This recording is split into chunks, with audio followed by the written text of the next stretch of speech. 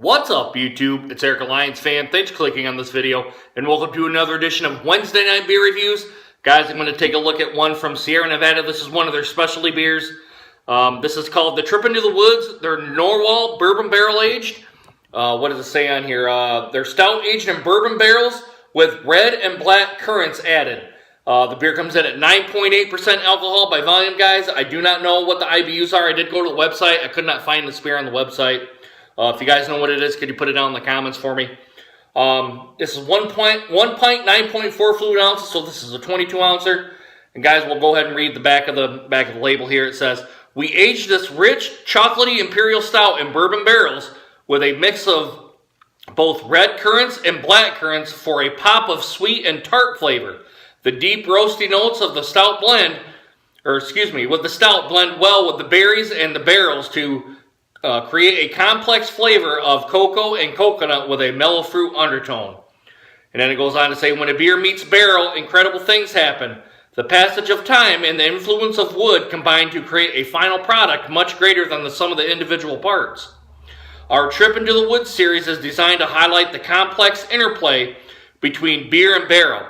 Each beer has matured into a wooden cask originally used to age and mellow spirits, and the time to slumber creates rich and layered flavors unique to this difficult and hands-on process."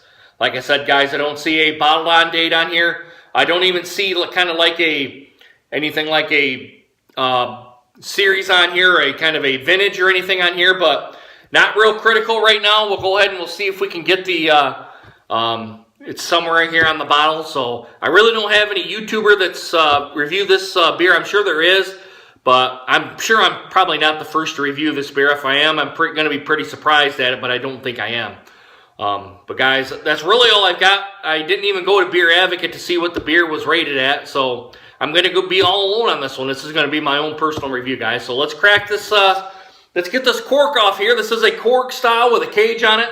Let's see what we get. I paid $20 for this beer, so pretty expensive beer for a 22-ounce bomber. That'd be $12 or $10 per 10-ounce. That'll factor into the score here too, but we'll go ahead and see how this goes here, guys. Let's get the cage off. All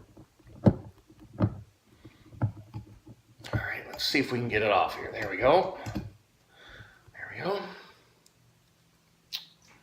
All right, let's see if we can get the top off of this on the cork. Yep, it's going to come off here pretty easy now. There we go, a nice pop. Some smoke came out of here. Let's give it an aggressive pour like I always do here, guys. It's coming out black, like Coca-Cola-ish. Looks like with a black colored head on here. I don't want to overflow it here, but looks like it might. There we go here, guys. All right, I'll bring it up here so you can see the label here a little bit better. There you go. All right, guys, the presentation is a 5-finger head pour. As I bring it in the light, it's got like a milk chocolatey style head. Usually you get that with those dark malts. Small bubbles on the top, small on the sides. It is a 5-finger head pour. And guys, as I hold it up to the light, I can't even see through it. Not at all. Not even at the bottom of the glass here in the Samuel Adams tulip style glass. I'm not getting anything through it at all. That's true to the style of these Russian Imperial Stouts. Guys, let's get a nose on it and see what we got. Rich malts coming out of here. The rich roasted malts. You are getting some alcohol presence at 9.8%. I would think they would kind of tame it down here a little bit. Getting some bourbon.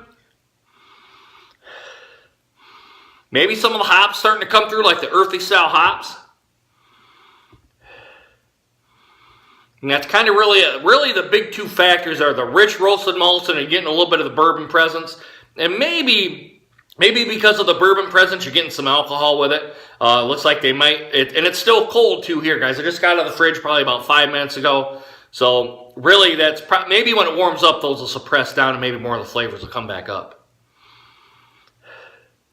All right, guys, let's see what this gets. Bottoms up, guys. Cheers.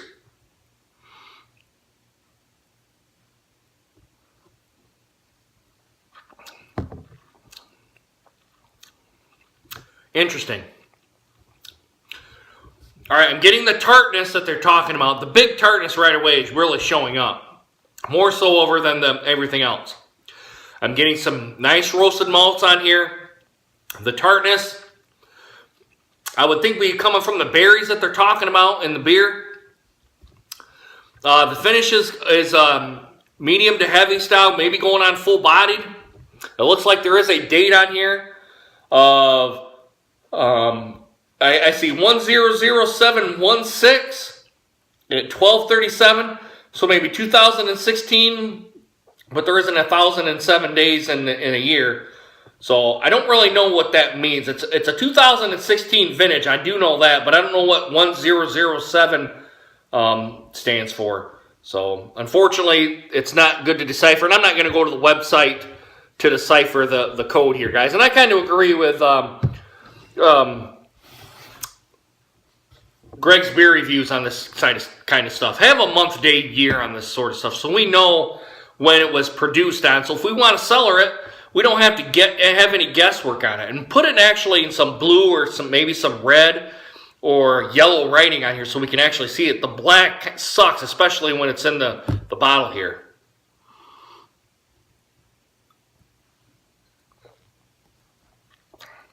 There's no carbonation burn. Usually with my aggressive pours, I don't really get that. But it's that tartness from the berries that are kind of really overpowering everything else in this beer. It looks like an experimental beer from Sierra Nevada. I don't know if I'm digging this one, guys. I will admit. For a dark beer, I was hoping to get some more of the rich roasted malts coming out of here, and the tartness kind of being subdued. But the tartness is just kind of punching you right in the face, and it's pushing everything else down to the side. I'm really not getting any bourbon from this, and I think it's a bourbon barrel aged one, isn't it? It says it's stout and bourbon barrels, but I'm not getting any, at least right now, I'm not getting any of the bourbon barrel presence. But, guys, like with these dark beers, I'm going to let it warm up. It's actually pretty late. It's almost 11:45 right now, so I'm going to watch some television. I'm going to sip on this here a little bit, going to have the rest of it, and we'll see where this gets. But right now, it's I probably wouldn't give it a very high score or recommend it, but maybe when it warms up, we'll get a different story, guys. So let me come back to you, and we'll see what we get. I'll be right back, guys. Hey, guys, I'm back. The Trip in the Woods here is kind of not up to par to me. I'm getting most of the red and the black currants, and that's pretty much it, even now that it's warmed up. I'm not getting any of the bourbon barrel notes. I'm not getting any of the oak notes, although it is a little bit here on my lips. As I lick my lips, I'm getting kind of the woodiness from the oak, or the oak barrels that they use. I think it's oak barrels that they use.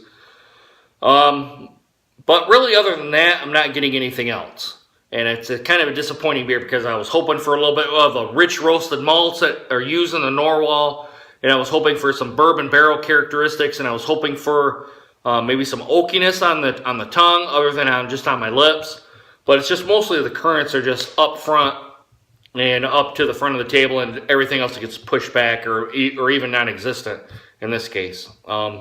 If you guys were to press me for a score, I would probably say a C, about a 75, about a C. I would not recommend getting this beer. I don't think it brings enough to the table to warrant getting it, and especially for the $20 price tag that I paid for this beer, it's not good. It's, well, I can't say that it's not good because I gave it a C, but it just doesn't bring enough to the table to warrant getting. And so I'm going to leave it at that. Yeah, guys, I mean, really, if you want to spend $20 on a beer, I mean, go ahead and get this. I mean, it's really up to you guys whether you want to try to get this beer or not. I try to bring my own honest opinions on this beer, and I just don't think it's up to snuff. And I already gave my qualities on it. So, guys, like with me, it's a 9.8% beer, and I'm kind of feeling it. So I'm only going to do is go up to bed or go up the stairs here and go to bed. But guys, if you've had too much to drink, please get a designated driver. Guys, if you guys see my videos, I do this over and over and over again. It's just not worth doing, all right? Because you're going to get pulled over, you're going to get stupid sobriety tests, and you're going to get thrown in the back of a cop car, get a ride to jail, court fees, and impossible prison time. And then, guys, if you hit or kill somebody, you're going to be in a slammer for a while. And if you kill yourself, you're going to be 6 feet under, and all you've done is kill your family and friends. Sleep off your buzz, get an Uber, a taxi, Lyft. Just somebody to come get you, call a buddy. Call a family member. Ask somebody at the bar to drive you back home if it even comes to that, guys. Because it's stupid in this day and age to do it because there's zero tolerance in this day and age if you're driving drunk, okay? Sleep off your buzz to get your car the next day, all right? Guys, I'm going to finish this off. I'm going to watch some TV, and I'm just going to leave it at that. It's a C beer, all right? Guys, hope you guys enjoyed this video, and hope to see you guys again soon. Deuces, guys. Take care. Go Lions!